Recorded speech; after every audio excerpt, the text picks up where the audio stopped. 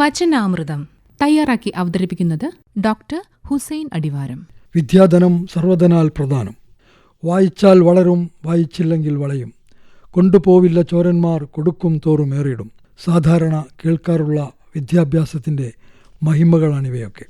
വിദ്യ അഥവാ അറിവ് ലോകത്തെ രൂപാന്തരപ്പെടുത്താനുള്ള ഏറ്റവും ശക്തമായ ഉപകരണമാണ്. ദൈവവചനങ്ങൾ ഉരുവിടുമ്പോൾ സാത്താൻ ഓടിമറയുന്നതുപോലെ ആണ് അറിവ് സ്വായത്തമാക്കുമ്പോൾ തിന്മകൾ അകന്നു പോകുന്നത്. അത് മനുഷ്യരിൽ സ്നേഹം, ദയ, കരുണ, മനുഷ്യത്വം തുടങ്ങിയ സർഗസമാനമായ മാർഗങ്ങൾ ഉടലെടുപ്പിക്കുകയും ചെയ്യുന്നു. ഇവയെല്ലാം വേണ്ടവിധം പഠന സമയത്ത് ഉൾക്കൊള്ളാൻ കഴിയാത്തതിനാലാണ് അനീതിയും അധർമ്മവും തീവ്രവാദവും വർഗീയതയുമെല്ലാം നമ്മെ ആവാഹിക്കുന്നത്.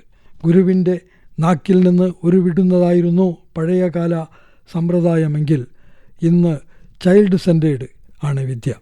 അതായത് കുട്ടിയിൽ അധിഷ്ഠിതമാണ് വിദ്യ. ഇച്ഛാശക്തിക്കനുസൃതമായി കുടുംബത്തിനും സമൂഹത്തിനും ഉപയുക്തമായ വിദ്യയാണ് നമുക്കാവശ്യം.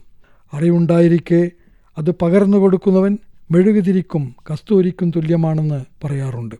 അങ്ങനെ ചെയ്യാതിരിക്കുന്നത് മഹാപാപവുമാണ്. The person who has knowledge but not implement it has evoked him to wicked thoughts എന്നത് വളരെ പ്രസക്തമാണ്. വൈജ്ഞാനിക പ്രവർത്തനങ്ങളിലും പ്രചാരണങ്ങളിലും മുഴുസമയവും വ്യാപൃതരായിരിക്കുക എന്നത് ഒരു വലിയ കാര്യമാണ്. വിദ്യ വേണ്ടും വിധം പ്രതിഫലിക്കണമെങ്കിൽ ഏതാനും കാര്യങ്ങൾ നാം മനസ്സിലാക്കുന്നത് നന്നായിരിക്കും. ഗുരുവിന് ശിഷ്യന്മാരോടുള്ള കൃപാമയമായ പെരുമാറ്റം.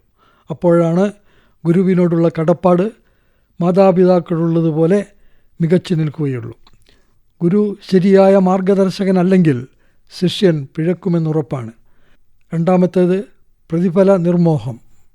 ഇതിനർത്ഥം ചെയ്യുന്ന ജോലിക്ക് പ്രതിഫലം വേണ്ടെന്നല്ല.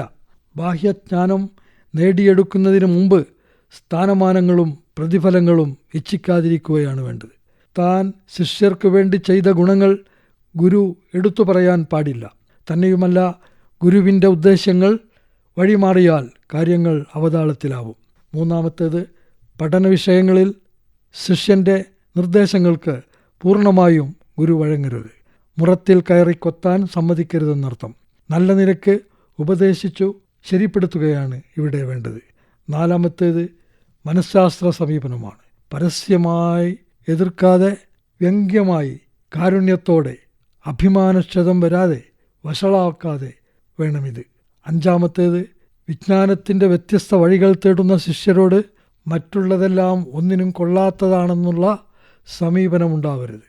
ആറാമത്തേത് ശിഷ്യന് ഉൾക്കൊള്ളാൻ കഴിയാത്ത തൻ്റെ ബുദ്ധിക്കനുസൃതമല്ലാത്ത കാര്യങ്ങൾ അവതരിപ്പിക്കാൻ ശ്രമിക്കാതിരിക്കുകയാണ്. ഏഴാമത്തേത് കർമ്മം വാക്കിനെ കളിയാക്കാതിരിക്കുന്ന ഗതി വരാതിരിക്കാൻ പഠിച്ചതനുസരിച്ച് പ്രവർത്തിക്കുകയാണ് വേണ്ടത്.